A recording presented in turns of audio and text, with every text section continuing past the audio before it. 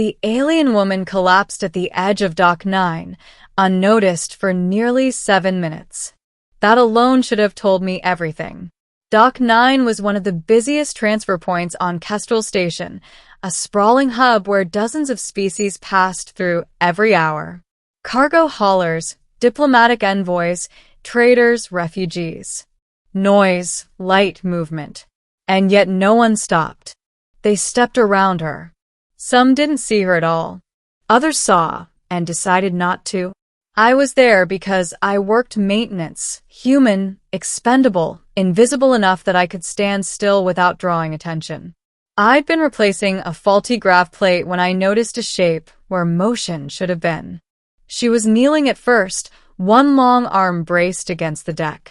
Then she slumped fully, her body folding in on itself like gravity had suddenly doubled. A few beings glanced her way. One clicked in mild irritation. Another altered its path to avoid contact. No alarms. No medics. I wiped my hands on my jumpsuit and walked over. "Hey," I said, kneeling beside her. "Can you hear me?" Her skin was a pale, translucent blue, patterned with faint lines that pulsed weakly, like a failing circuit. She wasn't human, but she was close enough in shape that my instincts kicked in anyway. Her eyes opened, too many pupils, arranged in a soft ring, and fixed on me with unfocused urgency. "Please," a voice echoed inside my head, brittle and strained. "Do not leave." I swallowed. Telepathic species always startled me, no matter how many I met. "I'm not going anywhere," I said. "What's wrong?" "They will not help," she replied. "I have asked." That tracked. I tapped my comm, medical assistance requested at Dock 9. Species unknown, condition critical. The response came back cold and automated. Request denied. Subject not registered under station protection accords. No immediate threat to station operations. I stared at the receiver, disbelief turning into anger. "You're dying on a floor full of people," I muttered. "That's apparently fine." Her grip tightened weakly around my sleeve. "You should go," she said. "They will penalize you." "Yeah," I replied. "They probably will." I scooped her up before I could think better of it. Her quarters, if you could call them that, were a temporary allocation in the lower habitation ring. Bare walls. Minimal lighting.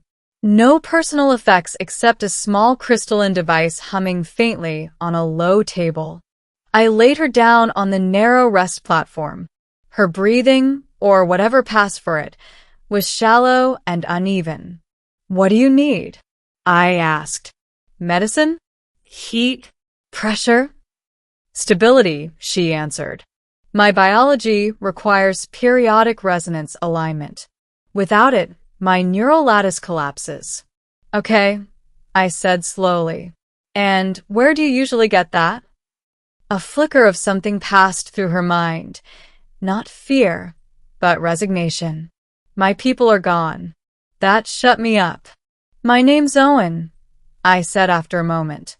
"I don't know how to do resonance alignment, but I'm good at following instructions." Her pupils constricted slightly. "Surprise. You are human."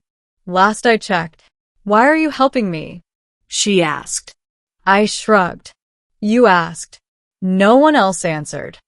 That seemed to affect her more than anything else.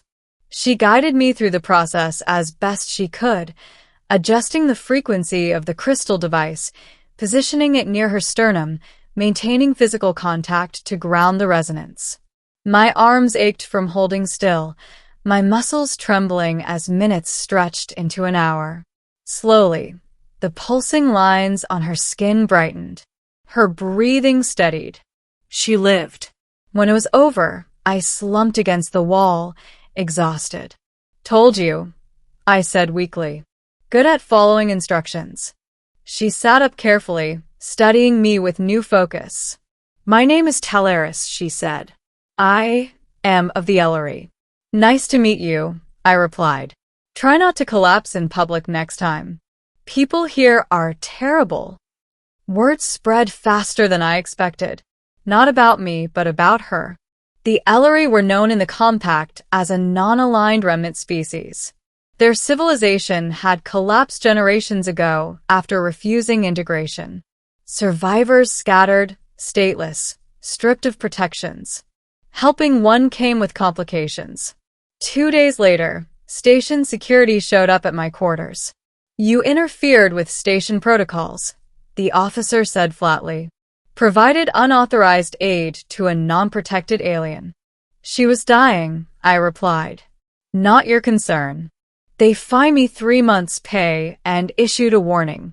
Talaris watched the exchange from behind me, her expression unreadable. "You should not suffer consequences for me," she said later. "I can leave." "No," I said immediately. "That's what they want. Quiet problems." She tilted her head. "Why do you care?" I didn't have a good answer. Maybe because she'd asked for help when no one else would. Maybe because I knew what it felt like to be deemed expendable by a system that ran on convenience. Or maybe because something in her presence felt fragile in a way that mattered. "You're not a problem," I said finally. "You're a person." That word, person, echoed strangely between us. Over the next few weeks, I learned her story in fragments. The Ellery had been a resonance-based species, part biological, part energetic. Their society depended on communal synchronization, a shared frequency that regulated health, emotion, even memory. When the Compact offered technological assistance, it disrupted that balance. Factions formed. Resonance fractured. Collapse followed. Talaris had been a systems mediator, a role focused on maintaining harmony between individuals and the collective. When the Ellery scattered, her skills became irrelevant. Without a community to resonate with, she deteriorated slowly, painfully. "I can't fix that," I told her one night. "I'm just a guy who fixes grav plates." "You have already done more than many civilizations," she replied. But the truth was harsher. Without proper alignment, she would relapse. Again and again. And next time, I might not be there.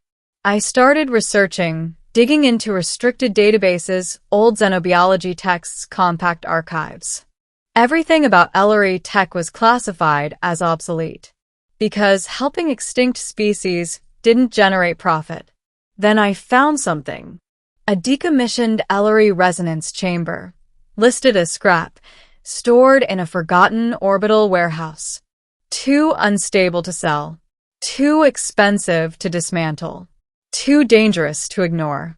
Breaking into a restricted warehouse is easier than you'd think when no one expects a human maintenance worker to try. The chamber was damaged but intact, a crystalline lattice large enough to hold one being. I rigged a power source, jury-rigged stabilizers, triple-checked the structural integrity. Talaris watched silently. "If this fails," she said, "the feedback could kill me." "Yeah," I said. "Or it could save you." She stepped inside without hesitation. The chamber activated with a low hum, light refracting through the crystal walls. Her skin brightened, patterns aligning, resonance stabilizing.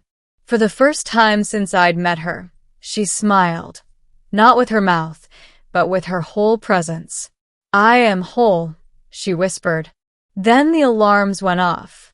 Security flooded the warehouse. Compact officials. A legal mess waiting to happen. "You have violated containment laws," one official snapped. "You are harboring protected technology and an unregistered alien." I stood in front of the chamber instinctively. "She's not cargo," I said. "And this tech belongs to her people." "They no longer exist," the official replied. Behind me, the chamber opened. Talaris stepped out, radiating steady resonance that made the air feel alive. "We exist," she said, her voice resonating not just in minds, but in the structure itself. "And you'll hear us." What happened next wasn't a battle. It was a conversation humanity hadn't expected. Talaris transmitted Ellery resonance data, proof of survivability, cultural continuity, adaptive potential. She spoke of collapse not as failure, but as a lesson the compact had ignored. And she named me. This human offered aid without authority, incentive, or expectation, she said. If one individual can act with such integrity, perhaps your systems can learn to do the same. The compact hates precedent, but it hates exposure more. Within days, the Ellery were granted provisional recognition as a surviving species. Aid programs reinstated. Resonance chambers authorized. I was offered a commendation. I turned it down. Months later, Kestrel Station felt different. Not kinder. Not perfect. But changed. Talaris prepared to leave, joining other Ellery survivors, rebuilding something new. Before she boarded her transport, she turned to me. You answered when no one else would, she said. Why? I considered the question carefully. Because if I didn't, I said, then the system would have been right about us. She reached out, placing a hand over my chest. Warm. Steady. Then perhaps, she said, there is hope for both our species yet. As her ship departed, I returned to Dock 9. Same noise. Same crowds. But now, when someone stumbled, when someone hesitated at the edge of being ignored, I knew exactly what to do. And sometimes that was enough to change everything.